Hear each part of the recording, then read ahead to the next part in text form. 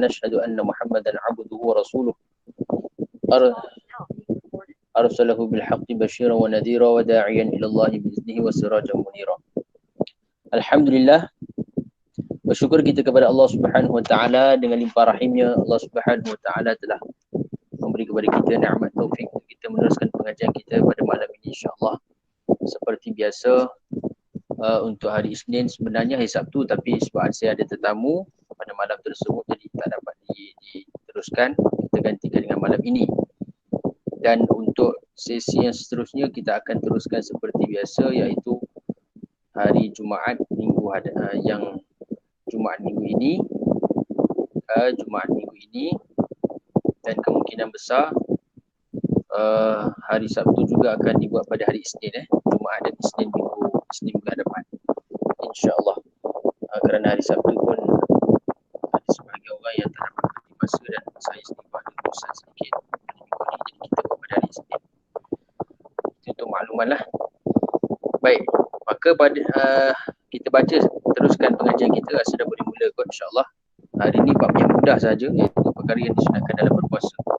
Ia adalah perkara yang mudah untuk faham, tetapi kalau kita tidak mengetahui cara atau metod kaifiat untuk dilakukan, maka kemungkinan besar kita menyangkakan kita akan dapat pahala sunat. Tetapi kita tak dapat. Disebabkan mungkin kita terlepas pandang berkenaan dengan syarat-syarat untuk mendapatkan perkara sunat tersebut. Walaupun dia sunat, tetapi sebenarnya ia adalah satu perkara yang sangat penting kerana ia adalah bonus melengkap bagi puasa, ibadah puasa fardu kita. Kerana yang kita nak daripada amalan ini ialah amalan yang ahsan. Liyabluwakum ayyukum ahsanu amala, yang terbaik. Walaupun kita buat sikit, tapi kita buat yang terbaik. Ulama kata apa dia? Nabi SAW beritahu, ahabul amal ilallahi adwamuha. Amal yang paling Allah sukai ialah adwamuha. Kurang jelas Kejap.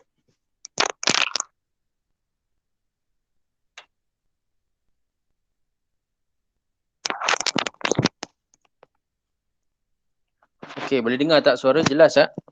Sebelum tu boleh komen.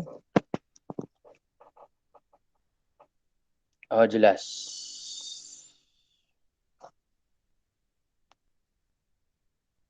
Jadi Nabi SAW mengatakan bahawa ahabbul a'mali ilallahi adwamuha. Amal yang paling Allah suka ialah yang istiqamah, yang berterusan.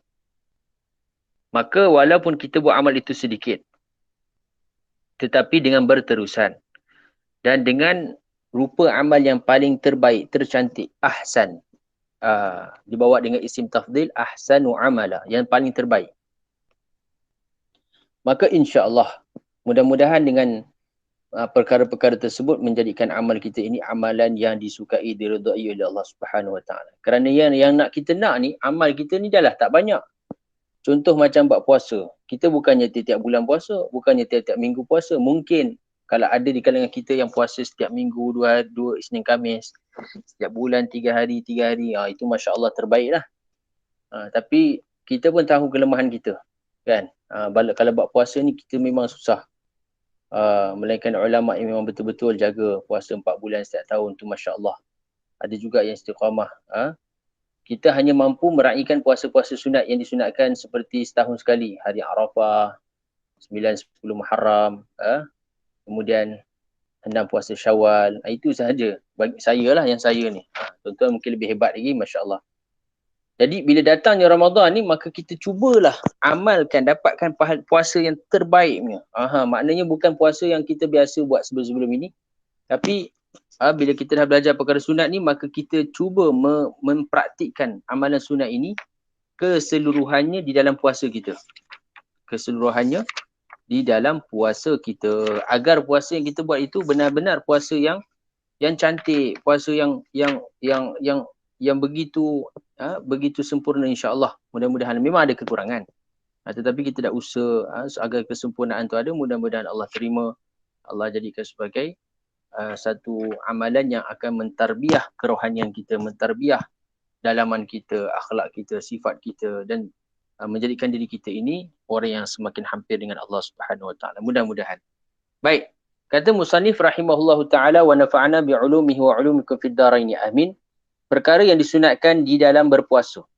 Kita boleh tengok muka surat 73 ya tuan-tuan puan-puan. Pada malam ini muka surat 73. Perkara yang disunatkan semasa berpuasa. Baik. Allahumma salli wa sallim wa barik alaihi wa ala alihi. Antara perkara-perkara yang disunatkan ketika berpuasa iaitu sebagai berikut. Di situ nombor 1, kemudian ada nombor 2, nombor 3, nombor 4, 5, 6, 7, 8, 9, 10, 11, 12, 13, 14. Perkara yang disunatkan semasa berpuasa. Kita sebut secara ringkas dulu. Yang pertama, menyegerakan berbuka puasa. Itu semua orang maklum. Menyegerakan berbuka puasa. Yang kedua ialah makan sahur. Maknanya kita bersahur sebelum memulakan puasa, kita bersahur. Kemudian seterusnya ialah bagi yang baru masuk, kita sedang menceritakan bab perkara yang disunatkan ketika berpuasa. Okey. Kemudian seterusnya ialah memberi makan orang yang berpuasa. Walaupun dengan sebiji kurma. Kalau ada kemampuan, maka yang lebih utama sampailah kenyang. Kemudian yang keempat, mandi junub sebelum waktunya fajar. Maknanya kalau kita berjunub, maka seeloknya kita mulakan puasa kita itu dalam keadaan telah bersih daripada junub. Maknanya kita dah mandi. Sama ada junub itu kerana haid, ataupun nifas, ataupun kerana persetubuhan daripada suami isteri pada malam tersebut. Maka kita pastikan dimulakan puasa itu, masuk subuh kita dah mandi siap. Boleh juga mandi lepas subuh kan. Tapi ulama kata yang sunatnya kita awalkan sebelum subuh agar permulaan puasa itu dimulakan dalam keadaan kita telah bersih daripada hadas. Seterusnya solat tarawih setiap malam sampai akhir bulan Ramadan. Yang disunatkan sampai akhir, bukan 10 akhir Ramadan je, daripada malam pertama sampai 30. Kemudian melaksanakan solat sunat witir secara rutin, istiqamah. Mungkin malam sebelum Ramadan kita jarang-jarang sembahyang witir. Maka malam Ramadan kita cuba latih sembahyang witir kita. Sebab apa sembahyang witir ni adalah sunat yang sangat dituntut. Bahkan sebahagian mazhab seperti Imam Abu Hanifah mewajibkan solat witir. Tapi bagi kita mazhab Syafi'i, solat witir tidaklah wajib. Sebab itu kalau kita tengok orang Pakistan, orang India, mereka mazhab Hanafi. Selepas Isyak, mereka akan sembahyang. Sembahyang apa? Sembahyang witir. Tak pernah tinggal. Sebab wajib. Itu bagi orang yang betul-betul mereka jaga sembahyang lah. Baik. Kemudian memperbanyakkan membaca Al-Quran dengan tadabbur dan mengamalkannya. Bulan Ramadan ni adalah syahrul Quran. Bulan Al-Quran. Maka kalau sebelum Ramadan, mungkin kita baca Quran tapi tak tahu makna. Maka bulan Ramadan ni kita ambil masa, luangkan masa. Luangkan masa tuan-tuan. Untuk akhirat ni kita kena paksa diri kita. Seperti mana untuk dunia ni, kita perlu memaksa diri kita. Kan? Bila kita tengok tanggungjawab yang diberikan, nak kena jaga anak, nak kena bayar ni, nak kena tanggung isteri, nak kena macam-macam lah komitmen kita, maka kita memaksa diri kita untuk bekerja, untuk cari keperluan, untuk cari income, sampingan dan sebagainya. Ada orang tak tidur malam, satu hari suntuk, sibuk dengan apa, bisnes dan sebagainya. Kerana apa? Dia tanggungjawab. Dia rasa pentingnya tanggungjawab. Maka begitu juga akhirat, bahkan lebih penting. Syurga ini perlu kita memaksa diri kita, bukan hanya sekadar kita menyerahkan kepada takdir. Kalau dapat, dapatlah syurga. Kalau tak dapat, kita orang Islam, alhamdulillah, palillah, semua masuk syurga juga. Ini bukan sifat orang beriman kepada Allah yang sebenar-benarnya. Orang beriman, dia akan sentiasa usaha atas akhirat. Dia akan paksa diri dia sebab nak dapat yang terbaik di akhirat. Tak nak jadi orang yang menyesal. Tak nak jadi orang yang menyesal bila tengok orang lain ada lebih daripada amal daripada kita, akhirnya kita menjadi orang yang menyesal. Kemudian memperbanyakkan amalan soleh, zikir, doa, selawat. Nombor 8. Nombor 9, menghadiri majlis ta'lim. Ramadan mungkin jarang-jarang ada lepas maghrib, tapi ada lepas subuh, kita cubalah hadir. Memperbanyakkan i'tikaf. Mungkin kita tak dapat i'tikaf sepenuh satu hari di bulan Ramadan, di masjid, tidur dan sebagainya, tetapi kita boleh mendapatkan i'tikaf ini paling-paling kurang antara maghrib dan isyak. Maghrib dan isyak tu kita dapat i'tikaf. Jadi kalau nak dapat lama sikit, kita tadarus lepas isyak. Baca Quran, dapatlah iktikaf. Kan? Kita cari masjid yang mana kita boleh dapat sembahyang tarawih, maghrib, isyak berjemaah dan sebagainya. Kemudian disunatkan memberi nafkah kepada keluarga dan kerabat pada bulan Ramadan dengan ukuran lebih daripada bulan-bulan yang lain sebelumnya. Maknanya seperti kalaulah bulan-bulan yang lain sebelumnya kita bagi kadar begini untuk keperluan mereka, maka bulan Ramadan kita belajar untuk lebihkan sedikit. Seperti mana kelebihan ini juga disebutkan oleh Nabi sallallahu alaihi wasallam pada hari Ashura. Iaitu Nabi sabdakan man wassa'a ala ayalihi. Dalam satu mafhum hadis, yauma Ashura wassa'allahu ala ayalihi wassa'allahu alaihi fi sa'ir sanati. Siapa yang meluaskan rezeki nafkah keluarganya pada hari Ashura, maka Allah akan meluaskan rezekinya sepanjang tahun. Baik. Kemudian menjaga lidahnya dari mencaci maki orang lain dan mandi setiap malam di bulan Ramadan. Iaitu setelah waktu maghrib. Jadi kita dah sembahyang maghrib, kita disunatkan mandi. Apa faedah dia? Ulama kata supaya kita dapat mengerjakan ibadah tadi, ibadah apa? Tarawih dalam keadaan kita cergas. Bila kita mandi ni satu faedah dia, kita dapat cergaskan tubuh badan kita. Maka di situlah ulama kata sunat untuk kita mandi. Dan tetap menjaga diri agar berbuka dengan makanan yang halal. Ini paling penting lah. Makanan yang terbaik ialah makanan yang kita sendiri masak. Kita sendiri masak. Itu yang terbaik. Bolehlah sekali-sekali kita beli rasa masakan luar. Tapi pastikan yang kita beli itu daripada orang-orang Islam yang menjaga syariat, yang pakai tudung. Yang kita boleh tengok daripada zahir, dia jaga syariat. Jenis orang kaki masjid. Bolehlah insyaAllah. Sebab apa? Kalau dia dengan Allah, dia boleh jaga hubungan dengan Allah melalui solat, tudung, tutup aurat sempurna. Maka insya-Allah dia juga akan menjaga hubungan sesama manusia. Maknanya apa? Dia tak akan menipu dalam perniagaan dia. Dia tak akan letak benda-benda yang haram, makanan yang tak halal dan sebagainya. Jadi kita nak ukur kepada batin tu susah, kita tak tahu. Tapi kalau kita secara yang umum kita boleh tengok daripada pemakaian dia. Bukan kita nak tengok buruk kan? Sebab kita nak makan makanan dia. Daripada segi amalan dia, solat dan sebagainya, itu ukuran secara umum. Kalau dia boleh jaga hubungan dengan Allah, insya-Allah hubungan dia dengan manusia pun dia akan jaga muamalat dia. Dia tak menipu, dia tak letak benda haram, dia tak letak benda najis. Dia akan ambil daripada ayam yang disembelih untuk kita makan dan sebagainya. Wallahu a'lam. Okey, tadi ada satu soalan sebelum kita mulakan pengajian, dah ada soalan dah. Soalan berkaitan dengan kalau solat tarawih di surau boleh niat iktikaf tak? Solat tarawih di surau boleh niat i'tikaf tak? Dia sebenarnya i'tikaf ni, bila kita sebut i'tikaf, maka dia hanya khusus untuk masjid. Ni dalam apa? Kitab ini pun akan menerangkan detail tentang i'tikaf. Kalau tuan-tuan tengok muka surat apa? Muka surat 163. Apakah definisi i'tikaf? Kalau tuan-tuan nak tengoklah 163. I'tikaf memberi makna al-lubthu fil masjid min syakhsin makhsusin bi niyatin makhsusin. Jadi i'tikaf ini ialah menetap seseorang itu di dalam masjid daripada seseorang yang tertentu dengan niat yang tertentu. Jadi kat situ dalam bahasa Arab tu disebut al-lubthu fil masjid. Tapi terjemahan dia tak sebut masjid. Sebenarnya tempat tertentu tu perlu ditambah iaitu masjid. Iaitu masjid. Tempat tertentu tu maksudnya masjid lah. Bukan sebarang tempat. Bukan sebarang tempat tetapi hanya masjid sahaja. Maka bila mana tempat itu dikatakan sebagai masjid, maka barulah kita boleh i'tikaf. Okey?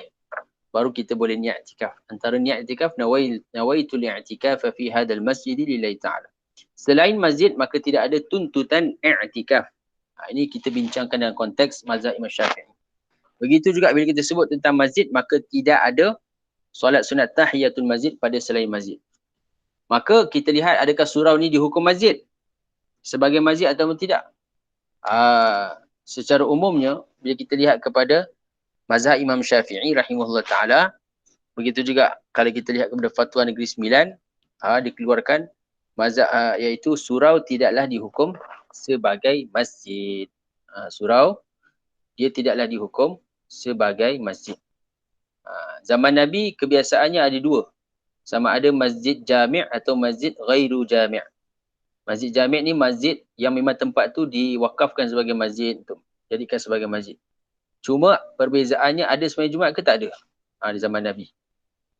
Maknanya orang tadi mewakafkan tempat itu sebagai masjid.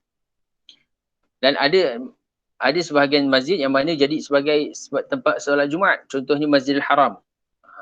Zaman Nabi itulah masa tu. Begitu juga Masjid Nabawi. Tetapi kalau kita lihat di negara kita pula, maka ada sebagai tempat yang dia masjid. Bila sebut masjid, maka semua ada solat Jumaat. Secara umumnya begitu. Cuma yang tak ada solat Jumaat ni surau tu. Surau tak ada. Dan surau ni dia sebenarnya tempat yang bukan diwakafkan, di tempat yang mungkin dirizabkan daripada taman kan. Disebut surau terlalu umum. Surau, contoh di Petronas pun ada surau, surau persinggahan kan. Dekat Rednar pun ada surau persinggahan. Itu semua tidak dihukum sebagai masjid. Tidak dihukum sebagai masjid. Maka bila tidak dihukum sebagai masjid, tidak adalah tuntutan i'tikaf padanya, tidak adalah tuntutan tahiyatul masjid padanya. Cuma pada musim COVID ini, ada sebahagian negeri yang mana kerajaan ataupun jabatan agama telah membuka surau untuk jadikan sebagai solat Jumaat. Itu tak apalah. Itu dalam masalah solat Jumaat. Baik. Maka boleh saja kita ikut surau-surau yang ada solat Jumaat. Di Putrajaya memang banyaklah surau-surau yang ada buat solat Jumaat ni. Tapi di Melaka ni, macam tempat saya sendiri pun baru je, surau-surau dibuat tempat solat Jumaat. Sebab apa? Masjid tu dah tak cukup untuk menampung jemaah qaryah yang ramai tadi. Sebabkan penjarakan, maka kita buka juga surau-surau untuk mereka dapat tampung. Baik. Maka yang pertama kata musannif rahimahullah ta'ala, yang pertama menyegerakan berbuka puasa. Antara perkara yang disunatkan. Okey. Kata musannif sunnah untuk menyegerakan berbuka puasa apabila, kita tengok. Bilakah disunatkan menyegerakan berbuka puasa? Iaitu ketika mana telah yakin matahari telah terbenam. Dan sunat mendahulukan berbuka sebelum menunaikan solat maghrib. Jadi sebenarnya bila kita dah yakin waktu telah masuk, maka ketika itu barulah kita disunatkan menyegerakan berbuka puasa. Apa maksud menyegerakan? Bila kita dah benar-benar yakin waktu dah masuk. Macam mana kita nak tahu dah yakin? Kalau kita nak kata secara definisi yang betul-betul disebut dalam mazhab Imam Syafi'i, yakin yang akan datang bila kita melihat betul-betul matahari terbenam dengan mata kita. Tetapi adakah itu disyaratkan? Maka sebenarnya tidaklah disyaratkan sampai tahap begitu. Cukuplah kita merasa sangka berat sangka, zon. Dia tak perlu sampai tahap ilm pun tak apa. Zon dah cukup. Zon ni maksudnya kita dah berat sangka. Macam mana nak datang perasaan berat sangka? Contoh kita dah ada jam yang memang betul-betul tepat. Kita ada kalender yang menunjukkan waktu masuknya maghrib. Maka kita tengok jam tadi dah masuk waktu maghrib. Walaupun orang berazan misalnya. Maka kita tengok kalender yang betul, tahun yang betul, hari yang betul lah. Kadang-kadang tersilap juga tengok kan. Tengok kalender tahun lepas. Rupanya 2020 punya. Kita dah masuk 2021 dah tuan-tuan jangan ambil kalender yang tahun lepas punya. Ramadan. Kemudian kita nak lebih yakin, kita tengok luar dah gelap. Memang tak nampak matahari dah terbenam. Itu kalau yakin lah. Tapi membadai kita tengok kalender tadi sebagai panduan kita dan jam yang tepat, maka kemudian kita teruskan berbuka puasa. Itu maksudnya. Buka puasa dulu. Jangan buat benda-benda lain. Contohnya solat ke apa ke. Tapi kita buka puasa. Walaupun ringan-ringan. Buka puasa ni bukan maksudnya segerakan berbuka puasa. Mesti dengan makan nasi biryani. Mesti dengan makan benda berat-berat. Tak. Benda ringan pun dah cukup. Iaitu kurma misalnya. Makan kurma segelas air pun dah cukup. Kan? Ada orang dia selesa macam tu. Right. Yang penting dia dah buka puasa. Kan? Tak perlu makan benda-benda berat dulu tak apa. Kalau nak makan benda berat mungkin dia lepas main maghrib, dia balik kejap, dia makan. Dia makan. Tapi sebenarnya pun nanti kita tengok. Makan ni pun janganlah makan yang terlalu berat sampai nanti bila kita nak sembahyang tarawih jadi berat. Biarlah kita makan tu sekadar yang memerlukan tubuh badan kita ni jadi kuat untuk kita sembahyang raya pula. Sembahyang tarawih dan sebagainya. Kemudian hukum menyegerakan berbuka puasa ada 3. Tengok di bawah tu. Sunat untuk menyegerakan berbuka puasa apabila yakin matahari telah terbenam. Melihat. Seperti contoh yakin macam mana? Melihat dengan mata dia. Matahari telah terbenam. Okey. Jadi kalau kita tengok kalender tu sebenarnya belum sampai tahap yakin lagi. Itu hanya zon. Iaitu berat sangka. Tapi pun boleh dalam masalah masuk waktu, boleh. Kemudian tidak sunat menyegerakan berbuka puasa apabila telah memiliki perasaan yang kuat berdasarkan ijtihad bahawa matahari telah terbenam. Tidak sunat ni maknanya boleh, hukum dia harus. Iaitu apabila dia telah memiliki perasaan yang kuat. Dipanggil berat sangka lah, zon. Sedangkan menurut pendapat sebagai ulama hukumnya adalah tidak boleh berbuka. Jadi sebenarnya bagus bila sampai tahap yakin. Kemudian haram berbuka puasa apabila masih ragu-ragu apakah matahari terbenam ataupun belum, dan wajib baginya untuk menunda buka puasa sampai dia yakin bahawa matahari telah terbenam. Dan jika tetap berbuka, hukum puasanya menjadi batal. Hal ini jika dia mengetahui bahawa dirinya berbuka sebelum azan maghrib atau tidak mengetahui keadaan berikutnya. Itu apakah buka puasanya dilakukan sebelum terbenam matahari atau setelahnya. Okey. Jadi dalam masalah berbuka ni secara umum kita kata bilakah yang dikatakan sunat menyegerakan berbuka puasa, iaitu apabila kita telah yakin ataupun beraksangka matahari masuk waktu maghrib telah masuk. Kalau kita ragu-ragu maka belum lagi disunatkan untuk segerakan berbuka puasa. Dah masuk ke belum masuk? Dah masuk ke belum masuk? Maka kita tunggu sekejap sampailah hati kita betul-betul yakin waktu maghrib telah masuk. Kalau ragu-ragu, kita lewatkan sikit. Tunggu sampai betul-betul kita yakin. Sebab apa? Kalau contohnya kita buka puasa juga, kadang-kadang kita ragu-ragu, tiba-tiba waktu belum masuk lagi, maka secara automatik puasa kita itu terbatal. Dan waktu yang berbaki itu kita wajib imsak dan kena qada semula puasa tersebut. Ini dalam mazhab Syafi'i ada disebutkan dalam kitab Matan Safinatun Najah. Okey, dalam bab puasa. Ada soalan tadi kita raikan beberapa soalan. Perlu tunggu azan selesai atau boleh terus berbuka? Ada kawasannya azan dari pelbagai surau dan masjid boleh dengar dan ambil masa lama untuk berbuka. Okey, dia macam ni, kaedah dia mudah aja. Azan ni adalah petanda bahawa waktu telah masuk. Tapi tak semestinya bila azan maka waktu telah masuk. Betul tak? Kadang-kadang mungkin muazzin tadi dia azan awal. Mungkin juga dia azan lewat. Jadi nak yakin benda tu kita sendirilah tengok waktu jam kita yang tepat dan kalender yang tepat. Yang kita boleh jadikan panduan. Bila dah masuk je waktu, kita boleh terus berbuka. Adakah perlu tunggu azan habis? Tak perlu. Sebab bila dia azan tu je sebenarnya secara zahirnya lah, kalau muazzin tu azan maknanya waktu telah masuk, tak perlu tunggu azan selesai. Okey, kalau dari segi hukum boleh tak berbuka puasa? Maka boleh, tak ada masalah. Cuma nanti bila waktunya kita nak menyahut azan kan? Allahu Akbar, Allahu Akbar, Allahu Akbar sampai kita doa tu. Kita ada dua sebenarnya dalam menyahut azan, menjawab azan ni ada dua tempat dia. Sama ada ketika muazzin melaungkan lafaz tu, kita setiap kali lafaz kita jawab Allahu Akbar, Allahu Akbar, kita pun Allahu Akbar, Allahu Akbar, Allahu Akbar. Atau cara yang kedua secara borong, pukal. Contohnya bila muazzin dah habis azan, kita nak doa kan, sebelum doa kita jawab azan dulu. Allahu Akbar, Allahu Akbar, Allahu Akbar, Allahu Akbar, asyhadu an la ilaha illallah, asyhadu an la ilaha illallah, asyhadu anna Muhammadan rasulullah, haula wala quwwata. Allahu Akbar, Allahu Akbar, la ilaha illallah. Kemudian baru kita baca doa azan. Pun boleh. Ini disebut dalam kitab Umdatus Salik dan Fathul Wahab syarah dia. Okey? Boleh, tak ada masalah. Ada dua cara. Jadi kalau kita berbuka puasa, zahirnya kita ikut cara kedua lebih mudah. Sebab bila azan je, dia tengok waktu pun, kalender pun dah masuk, okey, maknanya dah boleh masuk. Jangan terus memadai dengan azan. Sebab kadang-kadang azan pun boleh tersilap. Itu risiko dia. Azan pun kadang-kadang boleh berlaku kesilapan. So, bila azan, kita tengok waktu, kita tengok jam, kita tengok kalender. Betul tak? Okey, dah betul boleh masuk. Kita mulakan, makanlah. Nanti akan disebutkan juga makanan apa yang disunatkan ketika berbuka puasa. Mulakan dengan tamar dulu. Kemudian kalau tak ada, kita tengok manisan yang lain. Kalau tak ada air zam-zam, kalau tak ada air kosong, dia ada tertib dia. Makanan yang bagus tu kita mulakan berbuka puasa. Maka bila kita dah berbuka puasa, azan pun dah selesai, kita makanlah. Masa azan kita makan macam biasa kan. Dan bila azan dah selesai, kita jawablah azan. Ambil masa sikit, berhenti makan, kita jawab azan. Daripada awal Allahu Akbar sampailah habis, kemudian kita doa selepas azan. Itu yang disunatkan. Okey, maka kita tengok dalil dia jelas. La tazalu ummati bi khairin ma'ajjal fi iftar wa akhiru sahur. Antara kelebihan sahur, Nabi kata umatku masih tetap dalam kebaikan. Maknanya Nabi mendoakan kebaikan bagi umatnya yang mendahulukan berbuka puasa dan mengakhirkan sahur di waktu malam. Mengakhirkan sahur di waktu subuh. Lewat subuh lah, jangan terlalu awal sahur. Jadi waktu sahur ni pun kita kena tahu juga. Bilakah waktu yang kita dah dibolehkan bersahur? Ada orang tak tahu.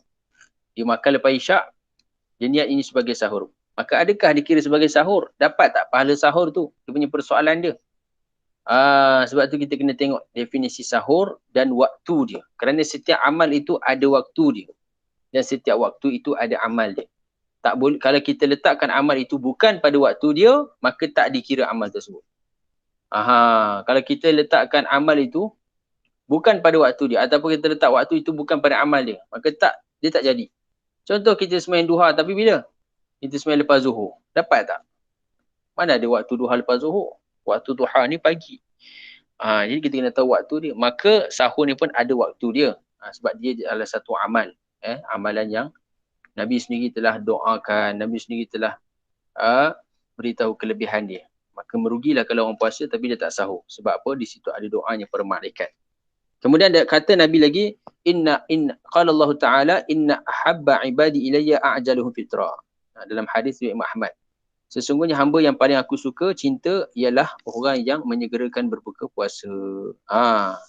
Jadi kita dah tahu kelebihan berbuka puasa, maka jangan kita lewatkan. Lewatkan ni maksudnya dah masuk waktu dah masuk,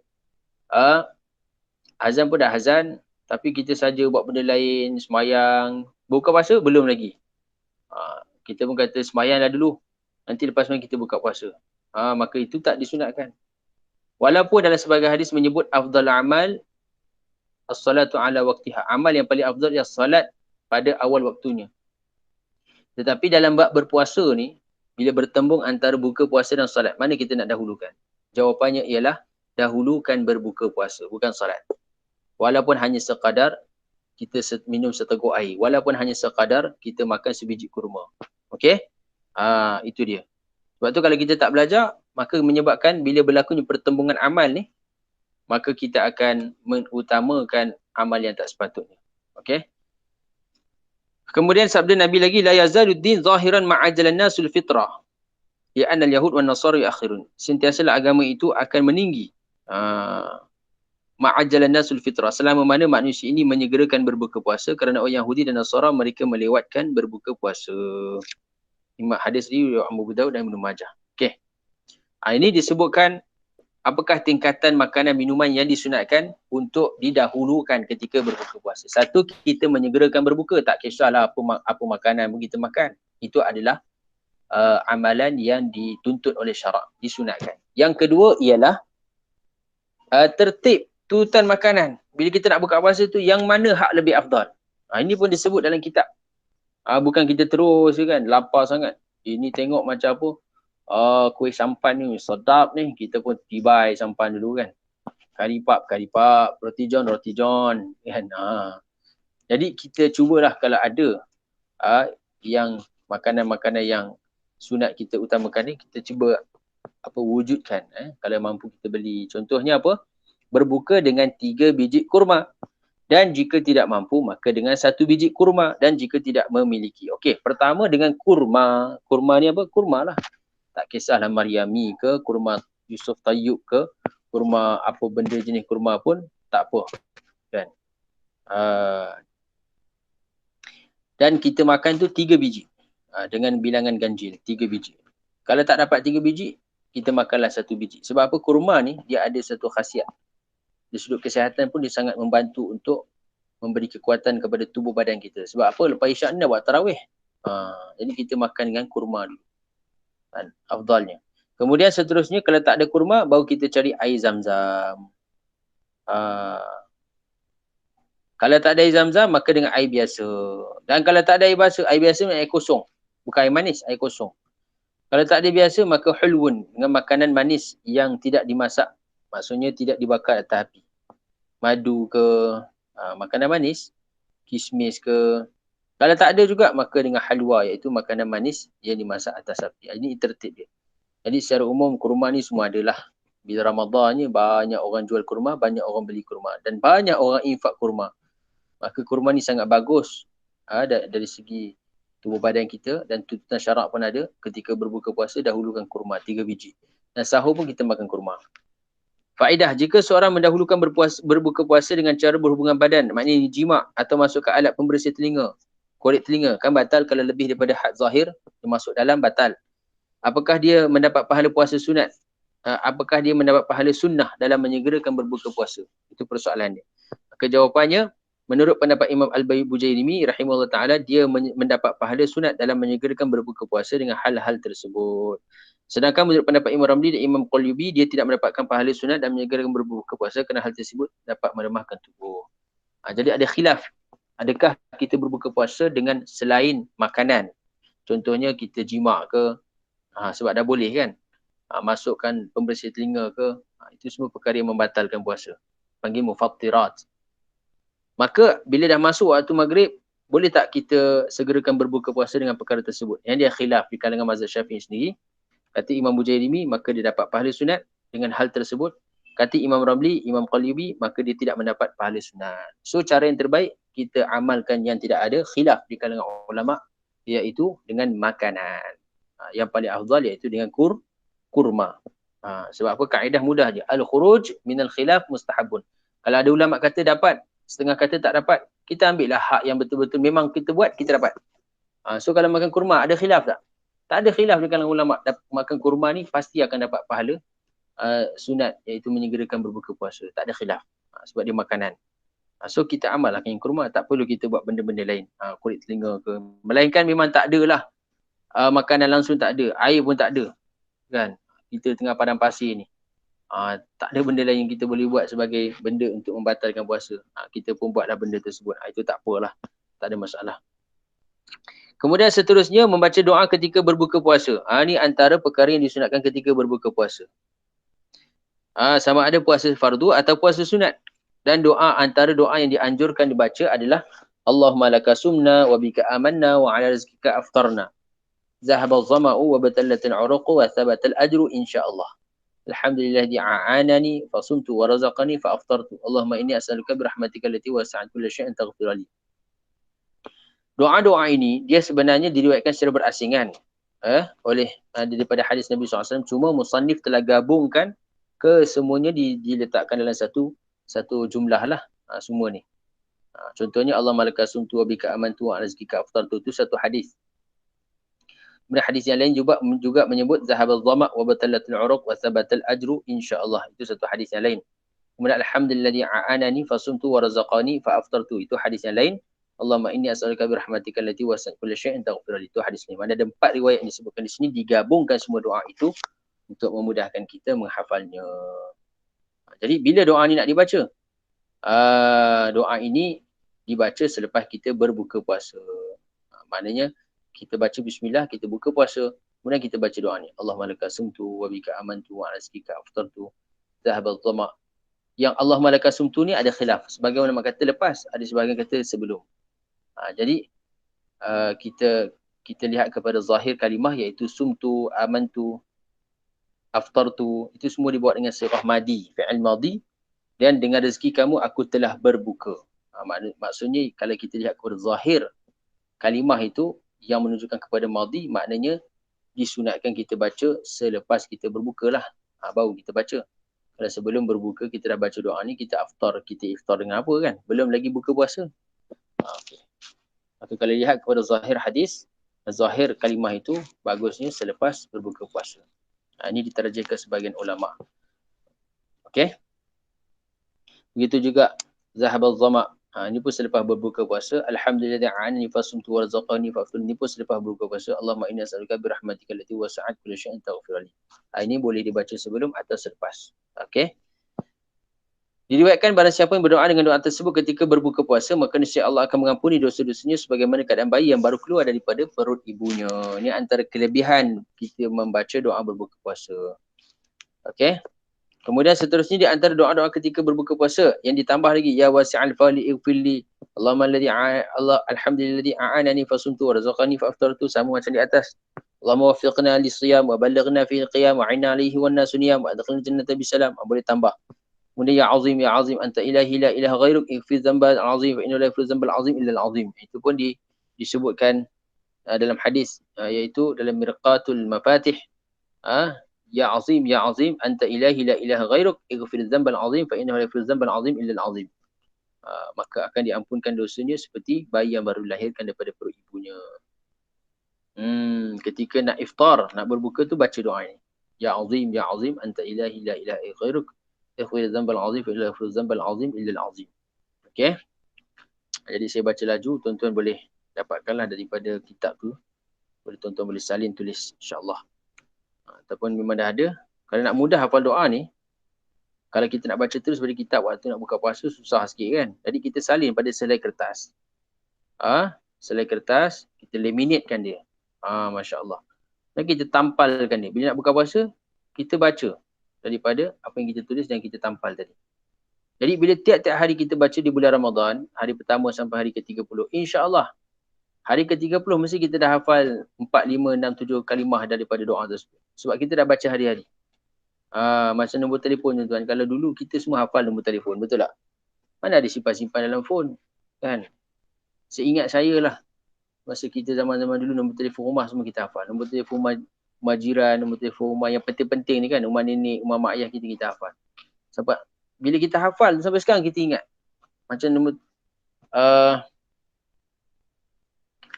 apa ni, Allahumma salli ala Muhammad. Kita ingat lagi nombor telefon rumah nenek saya kat kampung Melaka tu sebab kita hafal dari kecil. 2826623. Kita ingat lagi 062826623. Kita boleh ingat sampai sekarang sampai dah tua ni. Umur 30 taklah tua sangat kan. Nombor telefon dulu rumah walaupun tak pakai tu telefon rumah sekarang ni 5297003. Ingat lagi. 520097002 jiran punya. Nombor telefon apa lagi? Banyak kita ingat sebab kita dah hafal, bila kita selalu guna kita ingat. Maka begitu juga doa ni bila kita nak hafal terus ingat susah. Maka kita baca, setiap hari kita baca. Dia akan lancar. Kemudian lama-lama dia akan melekat. Kita akan hafal dia. Okey? Kemudian seterusnya ialah makan sahur. Yang seterusnya ialah makan sahur. Makan sahur tuan-tuan. Okey. Maka antara perkara yang disunatkan ketika bulan Ramadan ialah makan sahur. Makan sahur. Apa hukum makan sahur ni? Sahur ni apa dia sebenarnya? Sahur. Okey, dia ada beza tu antara sahur dengan suhur. Kalau sahur, makanan yang dimakan ketika waktu sahur. Kalau suhur, makan di waktu malam. Kalau sahur, makanan yang dimakan. Kalau suhur, makanan di waktu malam yang terakhir. Makan di waktu malam yang terakhir tu namanya suhur. Tapi orang Melayu biasa panggil sahur. Kalau kat Johor, kalau tak silap saya, bila nak waktu sahur, akan ada bunyi setengah jam, 1 jam sebelum subuh. Sahur.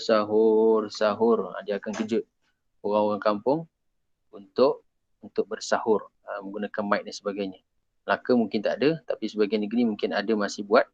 Biasanya di kawasan kampung-kampung lah. Kemudian apakah hukum makan sahur? Hukum makan sahur adalah sunnah. Walaupun kita dah kenyang. Dia tak semestinya sahur ni maknanya bila lapar baru kita makan. Tak. Dia walaupun dah kenyang, sunat juga kita bersahur. Okey. Sebab sahur ni bukan kita nak memberi kekuatan pada badan kita ketika berpuasa. Yang kedua ialah nak dapatkan sunnah Nabi tu dan doa Nabi. Dalam sahur ni ada doa yang Nabi telah doakan untuk umat dia. Jadi rugilah kalau kita tinggalkan sahur. Kita cuba baca sikit hadis di bawah tu. Kata Nabi SAW dalam hadis riwayat Imam Ibnu Majah, riwayat Imam Bukhari dan Imam Muslim, tasahharu fa inna fis sahuri barakatan. Jadi bukan barakatun tuan-tuan, barakatan. Sebab dia adalah isim inna. Isim inna ni dia bertugas sebagai mansub kerana isim inna. Dalam ilmu nahwu. Mungkin dia sabukul qalam, dia tersilap tulis. Tasahharu fa inna fis sahuri barakatan. Bersahurlah kamu kerana di dalam sahur itu adanya keberkatan. Keberkatan. Satu, kita dapat barakah. Yang kedua kata Nabi, ista'inu binaumin nahar ala qiyamil lail. Hendaklah kamu mendapatkan bantuan dengan tidur di waktu siang, dipanggil qailulah ala qiyamil lail. Siapa orang yang nak bangun malam ni, maka kita kena amalkan tidur siang. Maksud tidur siang ni tidur sebentar di waktu tengah hari. Sama ada sebelum zuhur atau selepas zuhur. Walaupun sekadar 5-10 minit ataupun antara 10 hingga 20 minit. Itu paling kurang lah. Okey. Kerana di dalam tidur siang itu ada kekuatan untuk kita bangun berjaga malam. Satu lagi ulama syaratkan nak bangun malam ni kita kena tinggalkan maksiat di waktu siang. Sebab kalau kita buat maksiat di waktu siang, malam kita memang susah nak bangun tahajud. Okey. Wa bi akli sahur ala siyamil lain, ala siyamin nahar. Dan Nabi kata dapat kalau bantuan dengan makan sahur untuk berpuasa di siang hari. Itu dia. Itu kelebihan bersahur. Sedangkan menurut pendapat Imam Ramli, jika masa yang keadaan kenyang maka tidak disunatkan untuk makan sahur. Maknanya dalam masalah kenyang atau tak kenyang ni, adakah disunatkan makan sahur? Ada khilaf. Tetapi yang terbaiknya kita kenyang pun kita makan juga. Sebab ada saranan Nabi sallallahu alaihi wasallam untuk bersahur secara umum. Walaupun kalau kita dah kenyang sangat, makan sebiji kurma pun okey dah. Makan seteguk air pun dah okey dah. Okey. Kemudian waktu makan sahur iaitu setelah pertengahan malam, dan yang lebih utama mengakhirkan makan sahur sampai batas tidak terlalu dekat dengan waktu subuh. Bila masuk waktu sahur ni? Masuk waktu sahur ni iaitu setelah pertengahan malam, pertengahan akhir malam maksud dia. Maksudnya kalau malam tu bermula daripada pukul 7 suku maghrib terbenam matahari sampailah terbit fajar subuh. Ataupun kita kata terbit matahari kan, terbenam sehingga terbit. Berapa jam?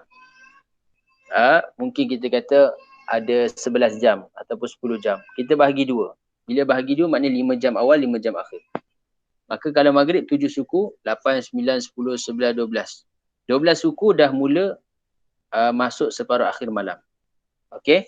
Kalau kita andaikan malam 10 jam. Maka ketika itu, waktu itulah baru waktu yang disunatkan untuk bersahur. Dah mula masuk waktunya. Jadi kalau orang bersahur, dia lepas main tarawih, dia sahur. Dia moray, dia niat sahur. Sebenarnya tu belum lagi dikira waktu sahur. Sebab waktu sahur bermula separuh akhir malam. Sebab itu penting kita tahu setiap amal ini waktu-waktu dia. Dan kemudian sampai batas tidak terlalu dekat dengan waktu subuh. Bagus kita lewatkan sahur, tetapi janganlah sampai dekat sangat dengan subuh. Lagi 1 minit, 2 minit subuh. Takut kita terlajak nanti. Dan dianjurkan imsak, iaitu menahan diri daripada perkara-perkara yang membatalkan puasa, makan minum, iaitu 15 minit sebelum masuk waktu subuh. Sebab itu kita ada waktu imsak. Secara umum kalau kita di Malaysia, imsak kita ni 10 minit kata silap saya. Sebelum subuh kan. Maka itu waktu imsak, itu waktu yang disunatkan kita berhenti daripada makan atau perkara yang membatalkan puasa. Sunat. Okey. Dia macam kita naik kereta tuan-tuan, ulama bagi tamsil kan, naik kereta, traffic light daripada hijau tu dah bertukar jadi kuning. Maka bila bertukar jadi kuning, kalau kita ikut hukum undang-undangnya boleh lagi jalan, tak ada masalah kan. Langgar lampu kuning ni tak dikira bersalah. Tetapi sebenarnya waktu kuning itulah waktu untuk kita bersiap-siap untuk menahan atau berhentikan kereta kita. Sebab waktu kuning ada yang traffic light dia panjang, ada yang traffic light dia pendek, kuning dia. Tapi apapun, kuning tu isyarat kepada nak dekat dengan merah. Maksudnya kita dah boleh siap-siap tekan brake kan. Walaupun kalau ikut nak jalan pun boleh, tak ada masalah kan. Bila dah merah maka kita terus berhenti. Terus berhenti. Tak ada lagi kita boleh jalan. Kalau jalan juga maka kita dikira bersalah dan boleh dikenakan denda. Jadi kalau waktu subuh dah masuk, kita tetap juga makan. Jadi kita dikira bersalah lah, kita cuai. Walaupun kita tak tahu waktu subuh tu dah masuk, kita pun makan. Sebab apa tak tahu? Tak tahu tu tak diberikan uzuran. Sebab kita ada jam, kita ada kalender, kita boleh usahakan, kita boleh ikhtiar. Kita ada azan. Jadi kalau kita kata tak tahu, itu sebenarnya kecuaian kita. Maka bila kecuaian kita, syariat tidaklah memberi, menganggap itu satu kesalahan yang boleh dimaafkan. Maka puasa terbatal dan wajib imsak sepenuh hari. Bila kita makan sahur ni dah lebih masa, dah masuk subuh. Dan wajib kita qada semula puasa tersebut. Ini pun disebut dalam kitab Safinatun Najah. Okey, baik. Kemudian seterusnya ialah ukuran makan sahur, iaitu meskipun hanya dengan minum seteguk air. Jadi orang kata sahur ni adakah perlu yang berat-berat? Itu terpulanglah kepada tuan-tuan perempuan. Ada orang dia kata saya sahur ni tak boleh, kena makan nasi. Tak kisah makan nasi. Ada orang kata saya ni sahur tak boleh makan berat-berat, tak selera makan nasi. Makan kurma dengan air pun cukup lah.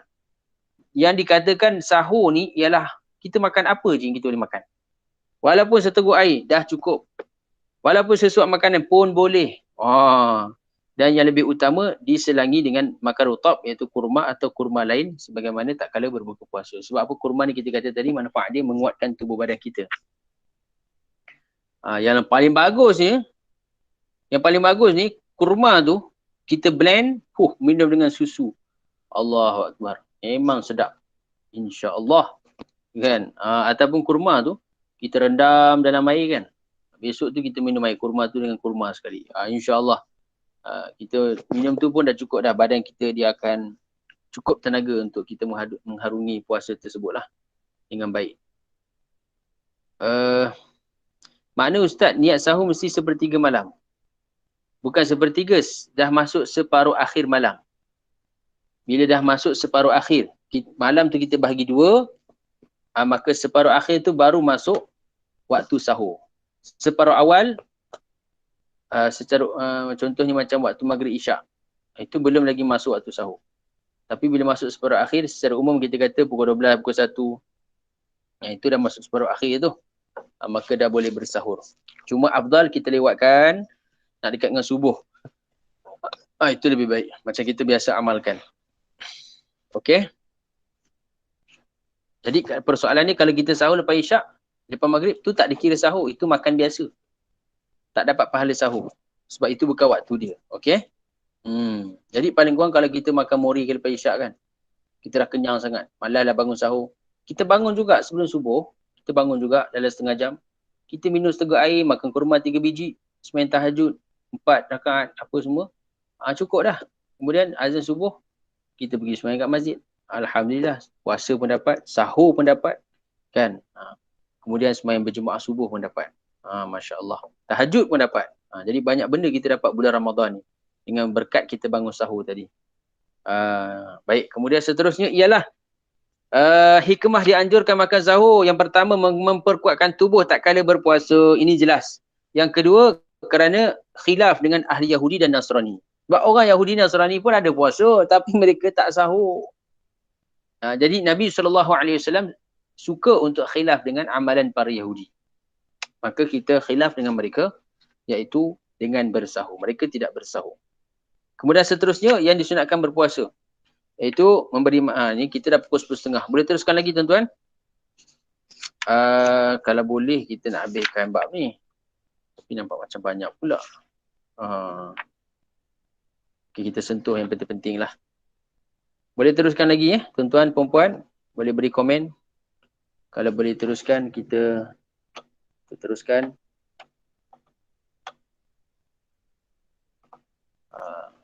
Boleh, insyaAllah. Inilah malam-malam ni. Bagus kita penuhkanlah. Ramadan kita pun dah dekat kan. Besok malam ni dah masuk 16 Syaban. Jadi bila dah masuk 16 Syaban, maknanya dah tak boleh kita berpuasa dah sebenarnya. Akhir Syaban dah tak boleh berpuasa. Mula 16 sampai 30. Haram berpuasa dan tidak sah. Melainkan kalau kita dah memang puasa adat sebelum ni. Isnin Khamis, Isnin Khamis, Isnin Khamis. Dah masuk akhir Syaban pun kita buat Isnin Khamis. Boleh, tak ada masalah. Kita dah bincangkan sebelum ini. Kemudian seterusnya ialah memberi makan orang yang berpuasa walaupun sebiji kurma dan lebih utama sampailah kenyang. Jadi tengoklah kemampuan. Ada orang dia mampu mungkin dia infak kurma. Tapi kurma pun sekarang ni mahal. Ada yang murah, ada yang mahal. Tengoklah kemampuan masing-masing. Ada orang dia mampu infak lebih daripada tu lagi. Dia buat nasi ayam ke sebagainya kan. Dia siap bungkus, hantar kat surau, hantar kat masjid. Untuk apa? Orang berbuka puasa. Jadi bergantung kepada kemampuan masing-masing.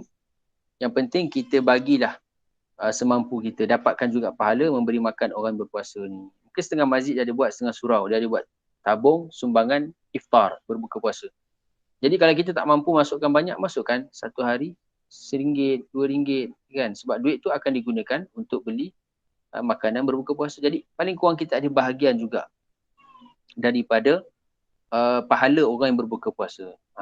Walaupun kita puasa 30 hari saja, tapi kalau ada 30 orang yang makan makanan kita, maka kita dapatlah puasa tadi 30 darab 30. Kalau 30 hari kita bagi sumbangan. 30 darab 30. Apa tuan-tuan? Dah banyak lah tu. 30 orang punya puasa pun kita dapat dalam masa 30 hari. Sebab apa? Kita dah bagi sesuatu untuk dia berbuka puasa. Apatah lagi kalau kita bagi makanan sampai dia kenyang. Kemudian disebutkan hadis di situlah riwayat Imam Baihaqi, iaitu kepentingan kelebihan memberi makan orang berbuka puasa. Barang siapa memberi makan atau minum kepada orang yang akan berbuka, maka dia mendapat pahala sebagaimana pahala orang yang membebaskan hamba dan sebagai penghapus dosa-dosanya. Dosa diampunkan, dapat pahala seperti membebaskan hamba. Barang siapa memberi makan kepada orang yang berpuasa sampai kenyang, maka amalan tersebut menjadi penghapus dosanya. Allah akan beri minumnya dari telagaku, telaga Nabi, minuman yang dia tidak akan merasa kehausan sampai dia masuk syurga. Dan dia juga akan mendapat pahala puasa tanpa mengurangi pahala orang yang diberi makan. Pahala puasa orang yang puasa pun dia dapat. Kemudian dia anjurkan bagi seorang yang beri makan kepada orang yang sedang berbuka puasa, hendaklah dia juga ikut makan bersama. Ini dia anjurkan. Kalau ada masa kita mampu buat, kita bukalah. Ada orang dia suka jenis makan buka puasa dengan keluarga sendiri, tak ada masalah, kan? Kerana hal ini menunjukkan sifat tawaduk dan lebih menyenangkan hati orang yang berbuka bersamanya. Maknanya kalau kita bagi orang yang berbuka ni sesuatu makanan, kita makan dengan dia, kita pun sediakan makanan juga. Tengoklah keadaan suasana tadi sesuai atau tidak. Bagi seorang yang telah berbuka di tempat orang lain, maka disunatkan baginya untuk mendoakan pemilik rumah. Maknanya kalau kita dijemput untuk hadir majlis berbuka puasa misalnya kan, di rumah orang ke, majlis ke apa ke, maka kita doakanlah kepada pemilik yang menyediakan jamuan itu dengan doa yang dianjurkan, iaitu akala ta'amakumul abrar wa sallat alaikum malaikatul akhyar wa aftar indakumus shaimun. Maknanya orang dah buat baik dengan kita, beri makan, maka kita doakan kebaikan untuk dia. Itu diajarkan oleh Nabi sallallahu alaihi wasallam. Ini banyak orang kata terima kasih. Terima kasih. Terima kasih itu sebenarnya bukanlah satu doa. Dia hanya ucapan penghargaan saja. Terima kasih. Tetapi yang lebih baik Nabi ajar kepada kita bukan setakat ucap terima kasih. Kita juga mendoakan kebaikan. Lazimi mulut kita ni suka doakan kebaikan untuk orang, sebab apa? Malaikat akan doakan balik untuk kita. Contoh, orang buat baik dengan kita, apa kita nak ucap selain terima kasih? Iaitu Nabi ajarkan kepada kita, jazakumullahu khaira. Jazakumullahu khaira. Maknanya apa? Semoga Allah membalas kepada kamu kebaikan. Kebaikan yang lain. Maknanya seperti mana kau buat kebaikan pada aku, semoga Allah balaskan kebaikan kepada kamu. Jadi bila kita doakan kebaikan untuk orang lain ni, Masya Allah. Sentiasa mendoakan. Orang buat baik kita, kita doakan. Maka apa dia? Maka secara tak langsung, malaikat juga akan doakan, aminkan. Maknanya untuk kita juga akan dapat kebaikan tersebut. Bila kita doakan untuk orang lain, malaikat akan juga aminkan untuk diri kita juga. Begitu juga orang jamu kita makan. Kan? Bila orang jamu kita, terima kasihlah. Kau jamu aku makan. Terima kasih. Terima kasih ni dia bukan satu doa. Tapi bolehlah, tak ada masalah. Cuma lebih afdal kita doakan.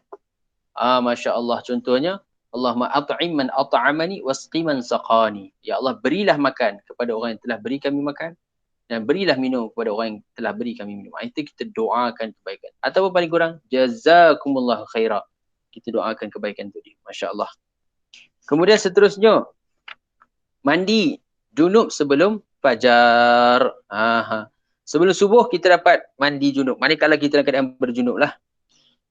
Tapi kalau belum mandi, dah masuk subuh, tak sempat nak mandi misalnya, maka puasa dia sah ke tidak? Puasanya tetap sah. Okey? Puasanya tetap sah. Sebab Nabi pun pernah berlaku pada Nabi sendiri. Iaitu Nabi SAW dalam riwayat hadis sahih Imam Bukhari, Nabi pernah ketika setelah bersetubuh dengan isteri Nabi, maka masuknya waktu subuh. Kemudian Nabi pun mandi dan teruskan berpuasa. Makna kata berpuasa dalam keadaan kita masih lagi hadas, belum suci daripada hadas besar, hukumnya adalah sah. Dengan syarat hadas tu tidak lagi ada pada kita. Haid tu tak ada lagi, nifas dah tak ada. Tapi kita belum mandi, boleh mulakan puasa dalam keadaan tersebut. Cuma hukumnya adalah makruh. Hukumnya adalah makruh. Yang sunatnya kita mandi sebelum subuh. Kemudian seterusnya ialah, sedangkan menurut itu disebutkan juga pendapat Imam Abu Hurairah. Abu Hurairah ni sahabat Nabi SAW yang mana dia hanya duduk dengan Nabi 2 tahun sahaja sempat duduk dengan Nabi. Abu Hurairah radhiyallahu anhu. Yang mana dia punya kesungguhan dia belajar ilmu ni daripada Nabi ni, sehingga kita lihat mana-mana hadis pasti ada nama Abu Hurairah. Bahkan antara sahabat yang paling banyak meriwayatkan hadis ialah Imam Abu Hurairah radhiyallahu anhu. Hampir 5,000 lebih hadis. Sahabat lain mungkin 1,000, 2,000, 3,000, mungkin ada 500 daripada Nabi. Tetapi Abu Hurairah lebih daripada itu. Walaupun dia duduk hanya 2 tahun je dengan Nabi. Sebab apa? Dia kata, aku ni orang yang mana sahabat lain semua sibuk berniaga, aku duduk dengan Nabi. Sahabat lain sibuk berkebun, aku duduk dengan Nabi. Sahabat lain mungkin sibuk uh, uh, apa ni, pergi makan yang mungkinlah ada makanan yang sedap. Aku ni sibuk dengan Nabi, makan apa yang ada. Sampai kadang-kadang aku pun pingsan, tak ada makanan nak makan. Dan kesungguhan dia mulazamah bersuhbah dengan Nabi SAW itu untuk mendapatkan mutiara-mutiara hadis Nabi SAW yang dia dapat hafal, dapat ingat, dapat catat, dia dapat sebarkan, menghasilkan natijah yang begitu luar biasa. Sehingga kita lihat berapa banyak hadis yang diriwayatkan oleh Imam Abu Hurairah radhiyallahu anhu. Dan kalau kita lihat Abu Hurairah ni, masya-Allah, bila kita membacakan hadis tersebut, maka dia juga akan dapat pahala yang saham yang besar di akhirat. Kerana apa, setiap hadis yang dia telah sampaikan, orang amalkan, dia juga dapat pahala. Yang kita tengok saham sahabat ni, besar tak besar, masya-Allah. Apatah lagi, dan yang lebih besar daripada itu ialah orang yang mengajak Abu Hurairah masuk Islam ni, iaitu siapa dia? Nama dia Tufail Ad-Dawsi. Tufail Ad-Dawsi adalah ketua kaum kabilah Daus, yang mana Abu Hurairah daripada kabilah Daus. Dia yang mengajak keluarga, antara lebih 80 keluarga yang telah beriman, antaranya Abu Hurairah radhiyallahu anhu, maka akhirnya telah menjadi muhaddisin yang besar di zaman Nabi sallallahu alaihi wasallam. Maka semua saham Abu Hurairah ni juga dapat pada Tufail Ad-Dawsi. Sebab apa? Yang dakwah dia kepada agama Islam. Sebab itu dakwah ni tuan-tuan adalah perniagaan yang paling besar. Perniagaan yang besar. Sebab apa? Kita berniaga dengan Allah, dan pahala orang yang dapat hidayat dengan sebab dakwah kita akan dapat juga. Masya-Allah, bukan berniaga MLM dapat ni, dapat apa? Bonus, royalty orang bawah ni. Dakwah ni masya-Allah, ganjaran di luar biasa. Kemudian yang seterusnya ialah solat tarawih setiap malam sampai akhir Ramadan. Okey. Kalau Imam Abu Hurairah dia kata kena wajib mandi sebelum subuh kalau berhadas. Itu pendapat beliau lah, ijtihad beliau. Tapi kita dah kata dalam mazhab Syafi'i, hukumnya adalah sunat kita awalkan mandi sebelum subuh. Walaupun dah masuk waktu subuh tapi belum mandi lagi, puasa tetap sah kalau kita dah ada niat malam tu dan kita tidak melakukan perkara yang batalkan puasa. Okey, seterusnya solat tarawih setiap malam sampai akhir Ramadan. Ini penting. Ini sangat penting. Paling kurang Ramadan tahun ni kita buatlah target. Di mana tempat yang masjid dah dibuka, surau dah dibuka, kita lazimilah. Kalau kita tak mampu buat tarawih di rumah kan, tak ada suasana, kita bawalah keluarga kita, bawalah diri kita datang ke masjid tempat yang ada suasana. Yang lebih banyak bilangannya 20 rakaat itu lebih baguslah. Sebab mazhab Imam yang 4 mengatakan bahawa tarawih yang paling banyak bilangan rakaatnya ialah 20 rakaat. Jadi kita nak ambil 20 kan ambil 8. Kita ambil yang terbaik tuan-tuan, kan?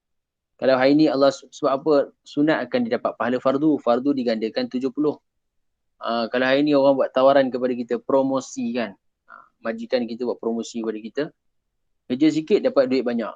Masya Allah, berlipat kali ganda kan. Tapi kita ambil tawaran yang sedikit je. Rugi lah kita. Orang akan kata kita ni tak bijak kan. Sebab apa? Promosi yang diberikan banyak kan. Biasa 1 jam ataupun 2 jam. 6 jam sehari dapat kerja, mungkin dapat gaji RM100. Tapi kali ni kita kerja 6 jam, Masya Allah dapat gaji RM300. Kan? Jadi kenapa kita nak kurangkan pekerjaan kita 6 jam kepada 4 jam kan, kepada 5 jam. Kita penuh kan.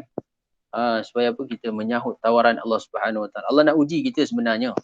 Kan? Hari-hari yang lain, bulan-bulan yang lain, kita sibuk dengan dunia, sibuk dengan keluarga, sibuk dengan apa. Bulan Ramadan ni lah masanya untuk kita sibuk dengan Allah Subhanahu Wa Taala. Itu pun sebenarnya Allah tak ambil manfaat dari kita pun, kita buat amal-amal ni. Sikit pun Allah tak ambil. Sikit pun khazanah Allah tak berkurang kalau kita tak buat tarawih, kita tak buat solat solat sunat. Sikit pun khazanah Allah tak berkurang. Tapi sebenarnya Allah nak uji kita, Allah nak tengok kemampuan kita, semangat kita, keimanan kita kepada Allah, yakin tak kita dengan akhirat. Maka sebab itu penting untuk kita baca Fadilah Amal, iaitu kitab Fadilah Amal bab Ramadan, untuk bina iman kita. Ini semua bergantung kepada kekuatan iman. Kalau tak ada kekuatan iman, kan, kita duduk Masjidil Haram sekalipun, duduk Masjid Nabawi sekalipun, kita tak akan mampu nak sembahyang tarawih. Hatta 2 rakaat pun kita malas. Sebab apa? Tak ada kekuatan iman. Kalaulah kita ada kekuatan iman, walaupun kita duduk jauh, macam orang duduk dekat yang puasa 22 jam, 20 jam, kan, puasa lama, siang dia panjang, malam 4 jam je. Tapi tetap dia berpuasa 20 jam. Sebab apa? Kekuatan iman yang Allah berikan kepada dia. Sanggup berpanasan, tak makan 20 jam. Kita tak larat tuan-tuan 20 jam. Kita puasa 12 jam pun dah lentuk badan kita kan. Tapi mereka boleh. Sebab apa? Iman. Kemudian antara yang disunatkan melaksanakan solat sunat witir secara rutin. Secara rutin. Iaitu istiqamah. Buat witir ni istiqamah. Bulan Ramadan, kita cubalah buat solat witir ini dengan berjemaah. Sebab jemaah dalam witir di bulan Ramadan adalah satu sunnah yang berasingan. Paling sikit 1 rakaat. Paling bagus 3 rakaat. Dan paling banyak ialah 11 rakaat.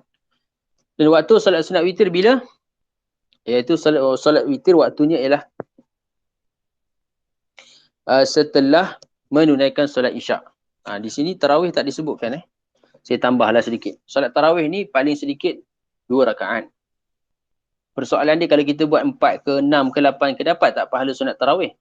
Sebab kita tak buat 20. Dapat juga. Dapat pahala sunat tarawih. Tapi mengikut bilangan rakaat yang kita buat lah.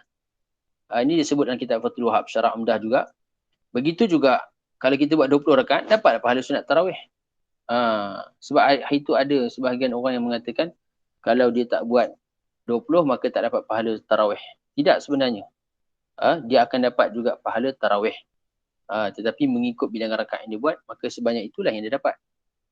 Banyak mana kita ambil, banyak itulah kita dapat. Dan bila waktu tarawih? Iaitu selepas kita mengerjakan solat isyak.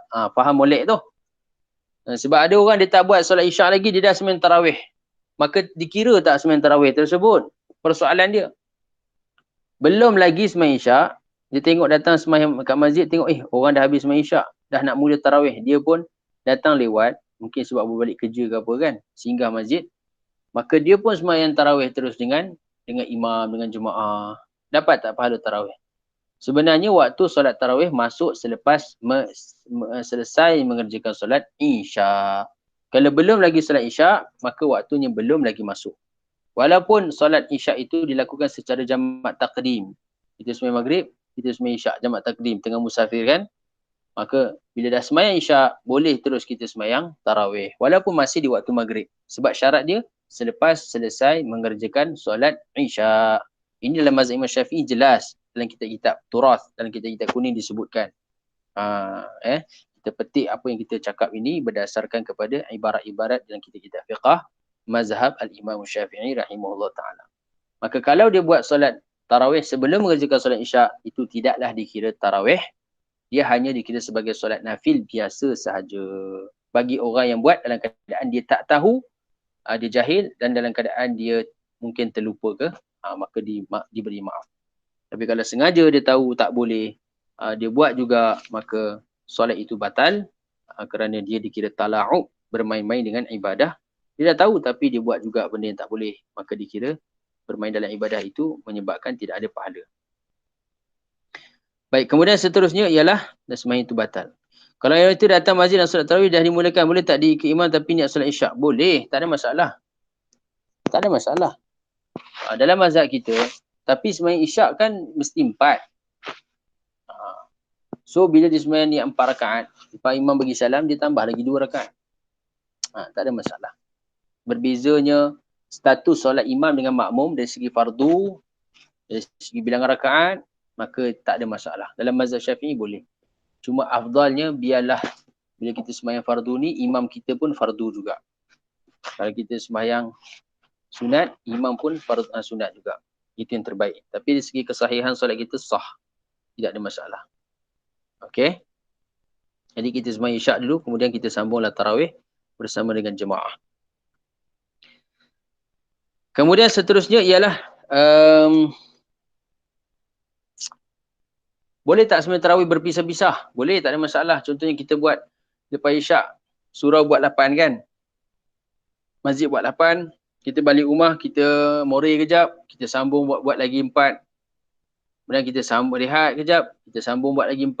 8, 4 dah 12, tambah 4 lagi dah 16. Kemudian lepas sebelum subuh, kita bangun tahajud, kemudian kita sambung lagi tarawih. Lagi 4, cukupkan 20. Boleh tak? Boleh, tak ada masalah. Terpisah-pisah pun tidak mengapa. Dikira tarawih juga. Niat tarawih.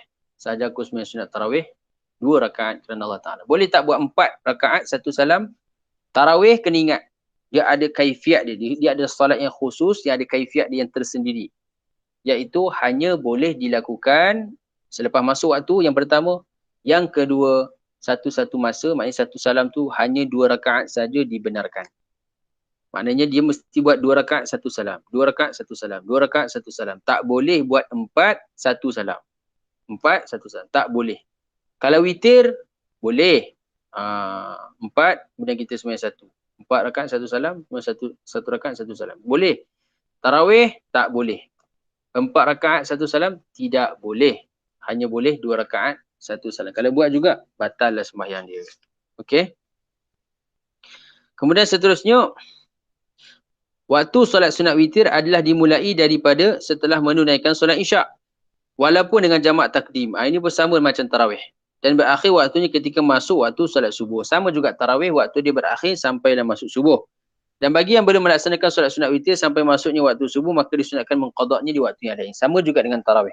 Tarawih kalau tak sempat buat malam tu, mungkin tertidur sampai terlajak. Habis waktu subuh kan, kita dah masuk subuh teringat tarawih tak buat lagi. Maka kalau sebelum kita memang biasa buat, kita boleh qadak solat sunat tarawih tersebut. Begitu juga dengan witir. Qadak tu maknanya kita buatlah lepas subuh ke, ataupun waktu sembahyang duha tu kita qadak sekali dengan tarawih ke, sebelum zuhur, selepas zuhur kan, kita buat sikit-sikit kan, kita qadak, bayar sikit-sikit sampai habis. Kan? Biasa kita buat 8, kita bayarlah 2 rakaat lepas subuh, 2 rakaat sebelum zuhur, 2 rakaat lepas zuhur, 2 rakaat sebelum asar. Jadi dapatlah qadak 8 rakaat tarawih kalau kita biasa buat 8. Tapi bagus kita buat 20 lah tuan-tuan. Tahun ni kita cuba buat 20. Di mana-mana tempat pun saya kuliah, kita akan terangkan untuk buat 20. Sempurnakan 20 rakaat. Jadi sebenarnya tak ada masalah kan. Kalau pihak masjid buat, makmum dia akan ikut je. Yang tak mampu tu mungkinlah dia akan balik awal. Tapi jangan kita salahkan dia.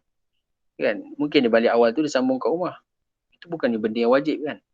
Jadi pihak masjid, pihak surau, siapa yang ahli jawatan kuasa tu bolehlah kita buat satu maknanya pengimarahan masjid ni dibuat dengan lebih rancak kan. Sebab kita nak Ramadan kita ni dipenuhi dengan amal ibadah.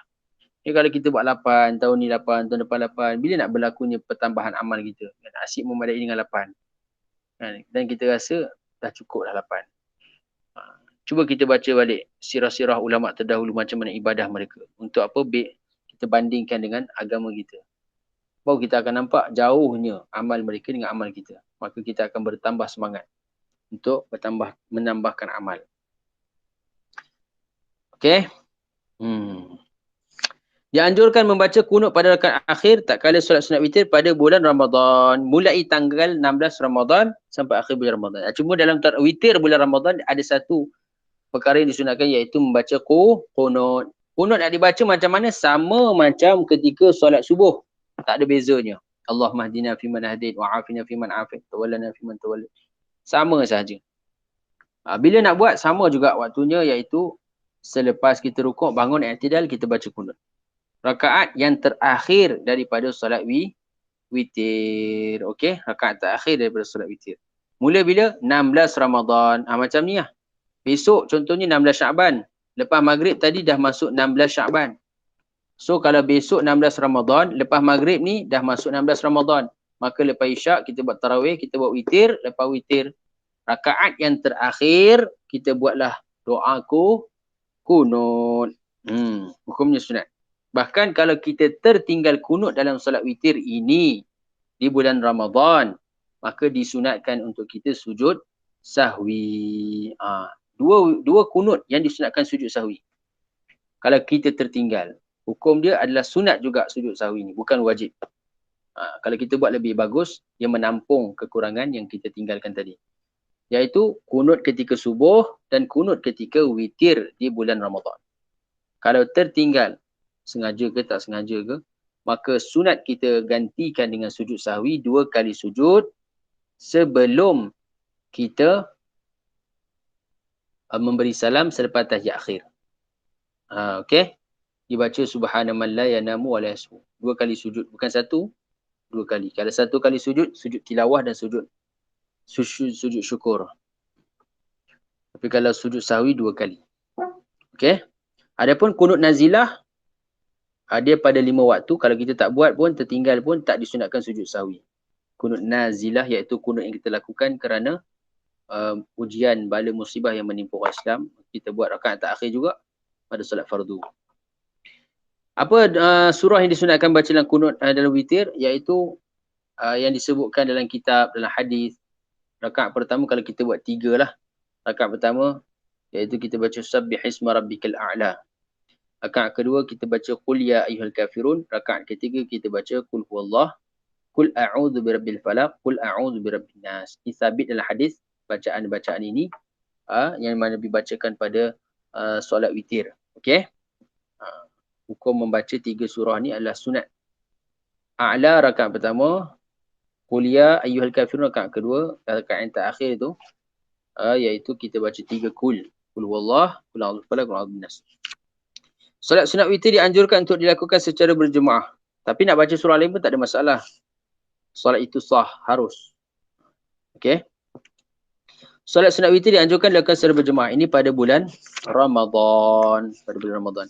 Kemudian seterusnya memperbanyakkan membaca Al-Quran dengan tadabbur, merenungi maknanya dan mengamalkannya. Itu jelas. Dalam bulan Ramadan ni kita cubalah duduk tadarus tuan-tuan.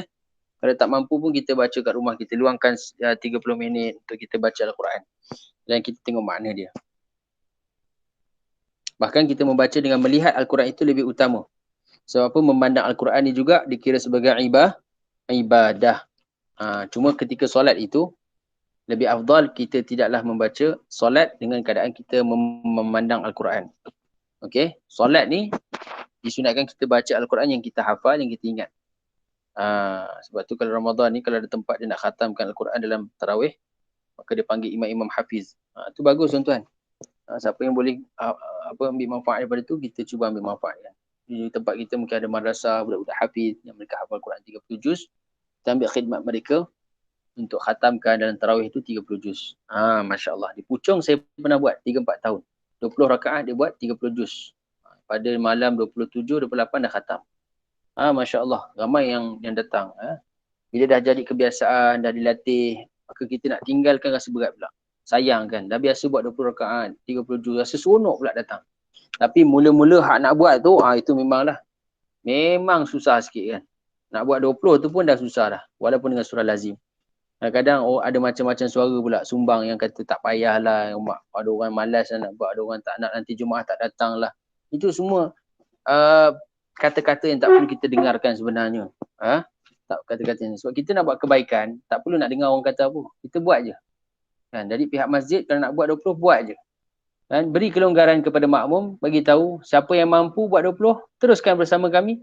Siapa yang tak mampu, boleh, bukan kita halau kan. Maksudnya kita bagi tahu awal-awal Ramadan tu, kita akan buat 20. Siapa yang tak mampu dipersilakan untuk beredar kan, tak ada masalah. Mungkin dia nak sambung kat rumah, dia ada pekerjaan. Kita berikan uzuran, kita berlapang dada. Tak payah nak marah orang yang buat 8 ni. Kenapa kau buat 8? Kita buat 20. Datanglah buat 20. Tak payah nak marah-marah bab isu ni. Kita berlapang dada sebab dia benda yang sunat. Okey, dia benda yang sunat sahaja. Macam di tempat saya, masjid, kita baca surah apa? Surah Al-Mulk. Setiap malam surah Al-Mulk kita baca. Masya Allah. Lepas sembahyang je bagi salam. Assalamualaikum warahmatullahi wabarakatuh. Assalamualaikum warahmatullahi wabarakatuh. Tasbih, doa. Lepas tu semua baca surah Al-Mulk. Tabarakalladzi biyadihil mulk. Kan kelebihan surah Al-Mulk ni menjaga seorang daripada fitnah kubur, azab kubur. Dia buat beramai-ramai. Masya Allah. Semua yang duduk tu semua boleh duduk. Yang sembahyang tu semua duduk. Ada mungkin 5-10 orang je yang bangun. Baki 60 orang duduk. Yang perempuan pun semua 30 orang, 40 orang duduk. Masya Allah. Ramai. Boleh buat. Kita boleh buat. InsyaAllah. Kan? Kemudian seterusnya, memperbanyakkan amalan soleh di bulan Ramadan. Zikir, doa, selawat, sedekah. Ini semua memang kita kena banyakkan lah. Sebab Allah Subhanahu Wa Taala menggandakan pahala sunat kepada wajib. Menghadiri majlis ta'lim. Kalau ada majlis ilmu, kita duduklah. Sebab apa? Setiap langkah kaki kita dikira pahala ibadat selama setahun. Kemudian memperbanyakkan i'tikaf. Dianjurkan dilakukan pada 10 akhir di bulan Ramadan. Itu lebih-lebih lagi dituntut. Okey, mudah-mudahan insya-Allah masjid kita dibuka untuk kita yang i'tikaf. Kalau tak dapat lama pun sekejap pun okeylah. Kan kita dapat i'tikaf, tidur di sana, rehat di sana kan. Daripada isyak sampai subuh itu lebih baiklah, masya-Allah kan. Tambah-tambah 10 akhir Ramadan. Sebab apa? 10 akhir Ramadan ni disembunyikan iaitu malam Lailatul Qadar. Jadi kalau nak dapat Lailatul Qadar ni kita buatlah. Daripada 1 malam pertama sehingga malam 30. InsyaAllah confirm dapat. InsyaAllah. Tapi kalau tak mampu, kita ambil lah 10 malam akhir. Kan? Kita bangun betul-betul 10 malam akhir ni. Jaga betul-betul. Tapi orang hari ni 10 malam awal dia jaga betul-betul, 10 malam akhir dia tumbang dah. Terbalik. Sebab tu 10 malam akhir tu dia bertambah kesungguhan nak dapat Lailatul Qadar ni. Kalau tak mampu 10 malam akhir, ambil malam-malam ganjil 10 akhir. 21, 23, 25, 27, 29. Tak mampu juga, paling-paling kurang kita dapatkan malam ke-27. Malam ke-27. Tapi yang kita istiqamahkan setiap malam ni, kita cuba maghrib, isyak, tarawih, subuh, berjemaah. 4 ni. 4 ni jangan tinggal. InsyaAllah paling-paling kurang. Kan? Daripada malam pertama sampailah malam terakhir. Cuma bila malam-malam ganjil yang terakhir tu, kita lebihkan sikit. Baca Quran, doa, dan sebagainya. Kerana 1000 bulan. Malam Lailatul Qadar lebih baik dari 1000 bulan, iaitu 83 tahun 4 bulan. Okey? Kemudian disunatkan memberi nafkah kepada keluarga lebih sikit pada orang lain. Itu kita dah sebut. Menjaga lisan daripada mencaci maki orang lain. Kalau orang nak bergaduh dengan kita, cakap, kita pesan pada diri, inna sha'im, aku puasa, aku puasa. Tak perlu cakap dengan orang tu pun tak apa. Kan? Sebab orang tu pun tahu Ramadan semua orang puasa. Kita pesan pada dia, kau ni puasa, kalau kau lawan balik nanti, habis pahala puasa kau. Kita cakap pada diri kita. Okey? Kemudian seterusnya mandi setiap malam. Pada bulan Ramadan, ni maknanya lepas buka puasa kita mandi. Untuk dapat kecergasan dan tetap menjaga diri agar berbuka puasa dengan makanan yang halal. Diriwayatkan daripada Habib Abdullah bin Husain bin Tahir berkata apa dia? Wa aftir 'alal halali ya talibal kamali. Wahai orang-orang yang mencari kesempurnaan, maka hendaklah kamu berbuka puasa dengan perkara makanan yang halal. Sebab itu perhatikan makanan kita. Kerana makanan ini memberi kesan kepada ibadah kita. Makanan yang haram menyebabkan ibadah kita, na'udzubillah, mungkin akan tertolak di sisi Allah Subhanahu Wa Taala, menyebabkan kita malas nak ibadah dan sebagainya. Makanan yang halal, yang berkat, dia akan memberi kekuatan kepada seorang untuk mentaati perintah Allah. Wallahu a'lam bissawab. Cukup setakat ni tentang perkara yang disunatkan ketika berpuasa. Ada soalan nak ditanyakan berkaitan solat sunat tarawih, itu pun akan dibahaskan secara terperinci, tapi bila kita dah lalu boleh juga ditanyakan. Sebelum kita masuk perkara yang membatalkan puasa. Muka surat 91. InsyaAllah pada Jumaat yang akan datang. Ada sesiapa yang nak bertanya soalan, boleh kemukakan soalan. InsyaAllah kita beri masa 5-10 minit. Kalau tak ada, kita sudah ingat tasbih kafarah. Ada soalan yang ditanyakan, kita berikan peluang. Ya. Tuan-tuan perempuan yang ada ni, 5-6 orang ni, insyaAllah.